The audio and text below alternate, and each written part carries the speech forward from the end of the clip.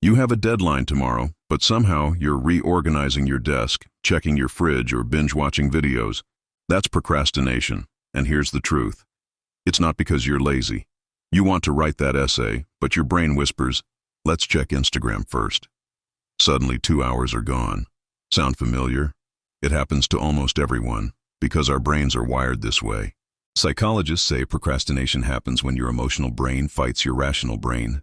The emotional brain wants comfort now. The rational brain knows the task is important. But when stress or fear kicks in, comfort usually wins. That's why procrastination feels like short-term relief but long-term pain. But here's the hidden truth. Research shows procrastinators aren't lazy. They're often perfectionists. The fear of failing makes the brain delay the task. And here's a twist. Procrastination actually increases stress, which makes the cycle even harder to break. So how do you beat it? First, break big tasks into tiny steps. Your brain loves quick wins. Second, use the 2-minute rule. If it takes less than 2 minutes, do it right now.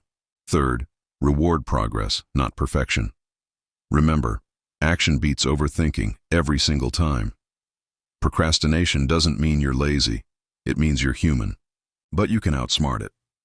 If this helped you, smash that like button, share it with your fellow procrastinators, and subscribe to Learn Lightly. Because small steps can lead to big changes.